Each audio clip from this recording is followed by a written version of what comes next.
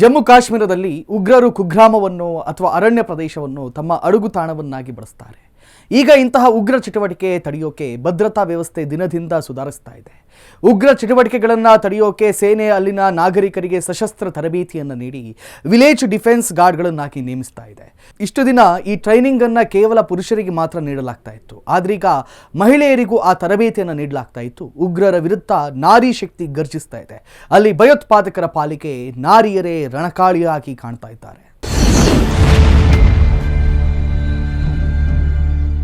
ಜಮ್ಮು ಕಾಶ್ಮೀರ ಭಾರತದ ಶಿರದ ಮೇಲಿನ ಕಿರೀಟವಿದ್ದಂತಿರೋ ರಾಜ್ಯ. ಅಲ್ಲಿನ ಪ್ರಕೃತಿ ಸೌಂದರ್ಯಕ್ಕೆ ಮನಸೋಲ್ದವರೇ ಇಲ್ಲ. ರುದ್ರ ರಮಣೀಯ ಕಣಿವೆಗಳು, ಗಿರಿಧಾಮಗಳು ಸೇರಿದಂತೆ ಅನೂಹ್ಯವಾಗಿರ್ತಕ್ಕಂಥ ಪ್ರಕೃತಿ ಸೌಂದರ್ಯವನ್ನು ತನ್ನೊಳಗೆ ಬಚ್ಚಿಟ್ಟುಕೊಂಡಿದೆ ಈ ರಾಜ್ಯ. ಪ್ರಕೃತಿಯೇ ವರವಾಗಿರುವಂತಹ ಈ ರಾಜ್ಯವನ್ನು ಭಾರತದ ಸ್ವಿಟ್ಜರ್ಲ್ಯಾಂಡ್ ಅಂತಲೂ ಕೂಡ ಕರೀತಾರೆ. ಇದೇ ಕಾರಣಕ್ಕೆ ಪ್ರವಾಸಿಗರಿಗೂ ಸಹ ಜಮ್ಮು ಕಾಶ್ಮೀರ ಅಂದರೆ ಅದು ಒಂದು ರೀತಿ ಅಚ್ಚುಮೆಚ್ಚು. ಪ್ರತಿ ವರ್ಷವೂ ಕೂಡ ಈ ಕಣಿವೆ ರಾಜ್ಯಕ್ಕೆ ಸಾವಿರಾರು ಪ್ರವಾಸಿಗರು ಭೇಟಿ ನೀಡ್ತಾರೆ. ಆದರೆ ಪ್ರವಾಸಿಗರ ಸ್ವರ್ಗವನ್ನಾಗಬೇಕಾಗಿದ್ದಂಥ ರಾಜ್ಯದ ಪಾಲಿಗೆ ಶಾಪವಾಗಿ ಕಾಡ್ತಿರೋದು ಭಯೋತ್ಪಾದನೆ. ಭಾರತದ ಮುಕುಟಮಣಿಗೆ ಶಾಪವಾಗಿ ಕಾಡ್ತಿರೋದು ಭಯೋತ್ಪಾದನೆ. ಈ ರಾಜ್ಯದ ಇವತ್ತಿನ ಸ್ಥಿತಿಗೆ ಕಾರಣವಾಗಿರುವುದು ನಮ್ಮ ಪಕ್ಕದ ಪಾಪಿ ಪಾಕಿಸ್ತಾನ. ಭಾರತದ ಸೇನೆಯನ್ನು ನೇರವಾಗಿ ಎದುರಿಸುವಂತಹ ಬೆನ್ನು ಮೂಳೆಯಾಗಲಿ ಅಥವಾ ಧೈರ್ಯವಾಗಲಿ ಉಗ್ರಸ್ಥಾನಕ್ಕಿಲ್ಲ. ಹಾಗಾಗಿ ಭಾರತವನ್ನು ಸದಾಕಾಲ ಕಾಡಬೇಕು ಅನ್ನೋ ಪ್ಲಾನ್ಗೆ ಪಾಕಿಸ್ತಾನದ ISI ಆಯ್ಕೆ ಮಾಡಿಕೊಂಡಿದ್ದು ಇದೇ ಕಾಶ್ಮೀರವನ್ನು. ಕಾಶ್ಮೀರದ ಯುವಕರನ್ನು ಮತೀಯವಾದದ ಹೆಸರಲ್ಲಿ ತಲೆ ಕೆಡಿಸೋ ಕೆಲಸ 80ರ ದಶಕದಲ್ಲೇ ಶುರುವಾಯಿತು. ಇದರ ಪರಿಣಾಮ ಕಾಶ್ಮೀರದಲ್ಲಿ ಉಗ್ರವಾದ ಅನ್ನೋದು ಒಂದು ಹೆಮ್ಮರವಾಗಿ ಬೆಳೀತು. ಜೊತೆಗೆ ಕಾಶ್ಮೀರಕ್ಕೆ ವಿಶೇಷ ಸ್ಥಾನಮಾನ ನೀಡೋ ಆರ್ಟಿಕಲ್ 370 ಹಾಗೂ 335A ಜಾರಿಯಾಗಿದ್ದಾಗ ಅಲ್ಲಿನ ಪರಿಸ್ಥಿತಿಯನ್ನು ನಿಯಂತ್ರಿಸುವುದು ಕಷ್ಟವಾಗಿತ್ತು. 2019ರಲ್ಲಿ ಭಾರತ ಸರ್ಕಾರ ಇವೆರಡೂ ಆರ್ಟಿಕಲ್ ರದ್ದು ಮಾಡಿದ ಮೇಲೆ ಕಾಶ್ಮೀರದಲ್ಲಿ ನಡೆಯೋ ಉಗ್ರ ದಾಳಿಗಳು ದೊಡ್ಡ ಮಟ್ಟದಲ್ಲಿ ಕಮ್ಮಿ ಆಗಿದ್ದರೂ ಕೂಡ ಇನ್ನೂ ಪೂರ್ತಿಯಾಗಿ ನಿಂತಿಲ್ಲ. ಅಲ್ಲಿನ ಉಗ್ರವಾದಕ್ಕೆ ಕಡಿವಾಣ ಹಾಕಬೇಕು ಅನ್ನೋ ಕಾರಣಕ್ಕೆ ಅಲ್ಲಿನ ಗ್ರಾಮಸ್ಥರನ್ನೊಳಗೊಂಡಂಥ ಒಂದು ಪಡೆ ಇದೆ. ಅದೇ village defence guard. Village defence guard ಕಾಶ್ಮೀರದಲ್ಲಿ ಉಗ್ರರ ಪತ್ತೆಗಾಗಿ ಉಗ್ರ ದಾಳಿಯ ಸಂಚುಗಳನ್ನು ವಿಫಲಗೊಳಿಸೋಕೆ ಇರುವಂತಹ ಗ್ರಾಮಸ್ಥರ ಪಡೆ. ಕಾಶ್ಮೀರದಂತಹ ಕಣಿವೆ ರಾಜ್ಯಗಳಲ್ಲಿ ಉಗ್ರರು ಸಣ್ಣ ಕುಗ್ರಾಮವನ್ನ ಅಥವಾ ಅರಣ್ಯ ಪ್ರದೇಶವನ್ನ ತಮ್ಮ ಅಡುಗುತಾಣವನ್ನಾಗಿ ಬಳಸ್ಕೋತಾರೆ. ಹೀಗಾಗಿ ಹಿಂದೆ ಉಗ್ರರ ಚಲನವಲನಗಳ ಬಗ್ಗೆ ಗ್ರಾಮಸ್ಥರಿಗೆ ಮಾಹಿತಿ ಸಿಕ್ಕಿದ್ರು ಕೂಡ ಗ್ರಾಮಸ್ಥರು ಏನು ಮಾಡಲಾಗದಂಥ ಪರಿಸ್ಥಿತಿ ಇತ್ತು. ಅಂತಹ ಲೂಪ್ ಹೋಲ್ಗಳನ್ನು ಸರಿಪಡಿಸೋಕೆ ಅಂತಾನೆ ಸೃಷ್ಟಿಯಾಗಿದ್ದು ವಿಲೇಜ್ ಡಿಫೆನ್ಸ್ ಗಾರ್ಡ್. ರೂಟ್ ಲೆವೆಲ್ನಲ್ಲಿ ಉಗ್ರರನ್ನ ಪತ್ತೆ ಹಚ್ಚೋಕೆ ಆಯ್ದ ಗ್ರಾಮಸ್ಥರಿಗೆ ಸೇನಾ ಸಶಸ್ತ್ರ ತರಬೇತಿಯನ್ನು ನೀಡಿ ಅವರನ್ನು ವಿಲೇಜ್ ಡಿಫೆನ್ಸ್ ಗಾರ್ಡ್ ನೇಮಿಸ್ತಾ ಇದೆ. ಮೊದಲ ಕೆಲ ವರ್ಷದಲ್ಲಿ ಕೇವಲ ಪುರುಷರಿಗೆ ಮಾತ್ರ ಈ ಟ್ರೈನಿಂಗ್ ಅನ್ನು ನೀಡಲಾಗ್ತಾ ಇತ್ತು. ಆದ್ರೀಗ ಮಹಿಳೆಯರಿಗೂ ಕೂಡ ಸೇನಾ ಸಶಸ್ತ್ರ ತರಬೇತಿಯನ್ನು ನೀಡ್ತಾ ಇದೆ. ನಾರಿ ಶಾಂತವಾಗಿದ್ರೆ ಗೌರಿಯೂ ಆಗ್ತಾಳೆ, ಆದರೆ ನಾರಿ ಕೆರಳಿ ನಿಂತರೆ ಮಹಾಕಾಳಿಯೂ ಆಗ್ತಾಳೆ ಅನ್ನೋ ಮಾತೊಂದಿದೆ. ಅಂದರೆ ಇಂದು ಮಹಿಳೆಯರು ಕೇವಲ ಮನೆಯ ಒಳಗೆ ಕೆಲಸ ಮಾಡೋಕೆ ಮಾತ್ರ ಸೀಮಿತವಾಗಿಲ್ಲ.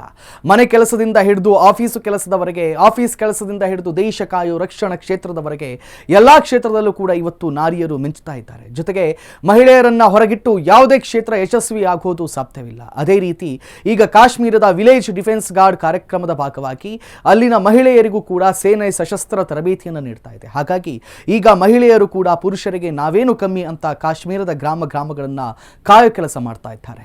ಕಾಶ್ಮೀರದಲ್ಲಿ ಈಗ ಚಳಿಗಾಲದ ಅವಧಿ ಆಗಿರೋದ್ರಿಂದ ಉಗ್ರರಿಗೆ ಈ ವಾತಾವರಣ ಹೇಳಿ ಮಾಡಿಸಿರೋ ಹಾಗಿದೆ. ಹವಾಮಾನವನ್ನೇ ಗರುಣಿಯಾಗಿ ಮಾಡಿಕೊಳ್ಳುವಂಥ ಉಗ್ರರು ಈ ಟೈಮ್ನಲ್ಲೇ ಕಾಶ್ಮೀರದೊಳಕ್ಕೆ ನುಗ್ಗೋ ಯತ್ನವನ್ನು ಹೆಚ್ಚಾಗಿ ಮಾಡ್ತಾರೆ. ಹೀಗಾಗಿ ದಿನದ 24 ಗಂಟೆ ಕೂಡ ಇಲ್ಲಿನ ಸೇನೆ, ಪೊಲೀಸರು ಹಾಗೂ ವಿಲೇಜ್ ಡಿಫೆನ್ಸ್ ಗಾರ್ಡ್ ಅಲರ್ಟ್ ಆಗಬೇಕಾಗುತ್ತೆ. ಮೈಯೆಲ್ಲ ಕಣ್ಣಾಗಿರಬೇಕಾಗುತ್ತೆ. ಈಗ ಈ ಕೆಲಸವನ್ನು ಅಲ್ಲಿ ಟ್ರೈನಿಂಗ್ ಪಡೆದಂಥ ಮಹಿಳೆಯರು ಕೂಡ ಯಶಸ್ವಿಯಾಗಿ ಮಾಡ್ತಿದ್ದಾರೆ. ಮುಖ್ಯವಾಗಿ ಜಮ್ಮುವಿನ ದೋಡಾ ಪ್ರದೇಶ ಉಗ್ರ ಹೆಜ್ಜೆ ಗುರುತು ಹೆಚ್ಚಾಗಿ ಕಾಣಿಸುವಂಥ ಪ್ರದೇಶ. ಹಾಗಾಗಿ ಈ ಪ್ರದೇಶದಲ್ಲಿ ಸೇನೆ ಹಾಗೂ ಪೊಲೀಸ್ ಸಹಕಾರದೊಂದಿಗೆ ಉಗ್ರ ನಿಗ್ರಹಕ್ಕೆ ಮಹಿಳೆಯರು ಕೈಜೋಡಿಸ್ತಾ ಇದ್ದಾರೆ. ದೋಡಾ ಜಿಲ್ಲೆಯಲ್ಲಿ ಸಶಸ್ತ್ರ ತರಬೇತಿ ಪಡೆದಂಥ ಅನೇಕ ಮಹಿಳೆಯರು ಈಗ ವಿಲೇಜ್ ಡಿಫೆನ್ಸ್ ಗಾರ್ಡ್ ಆಗಿ ಕೆಲಸ ಮಾಡ್ತಿದ್ದಾರೆ. ಇದು ಸ್ಥಳೀಯರಲ್ಲಿ ಭಯೋತ್ಪಾದನೆ ವಿರುದ್ಧ ಹೋರಾಡೋಕೆ ಆತ್ಮವಿಶ್ವಾಸ ಹಾಗೂ ಕಿಚ್ಚನ್ನು ಹಚ್ಚಿ ಹೆಚ್ಚು ಮಾಡ್ತಾ ಇದೆ. ಉಗ್ರರ ವಿರುದ್ಧ ಹೋರಾಡೋದು ಕೇವಲ ಸೇನೆ ಹಾಗೂ ಪೊಲೀಸರ ಕೆಲಸ ಮಾತ್ರವಲ್ಲ, ನಮ್ಮ ಕರ್ತವ್ಯ ಕೂಡ ಹೌದು ಅನ್ನೋದು ಅಲ್ಲಿನ ಜನರಿಗೆ ಈಗ ಅರಿವಾಗ್ತಾ ಇದೆ. ಮೊದಲು ಗ್ರಾಮದ ಅಂಚಿನ ಕಾಡುಗಳಲ್ಲಿ ಉಗ್ರರ ಚಲನವಲನ ಕಂಡು ಬಂದರೆ ಗ್ರಾಮಸ್ಥರು ಭಯಪಡ್ತಾ ಇದ್ರು. ಆದರೆ ಈಗ ನೇರವಾಗಿ ಸೇನಾ ಪಡೆಗಳಿಗೆ ಅಥವಾ ವಿಲೇಜ್ ಡಿಫೆನ್ಸ್ ಗಾರ್ಡ್ಗಳಿಗೆ ಮಾಹಿತಿಯನ್ನು ನೀಡಲಾಗ್ತಾ ಇದೆ. ಇದು ಭಯೋತ್ಪಾದಕರ ಷಡ್ಯಂತ್ರ ತಡೆಯೋಕೆ ಒಂದು ಎಫೆಕ್ಟಿವ್ ಮೆಥಡ್ ಅನ್ನೋದು ಸಾಬೀತಾಗಿದೆ.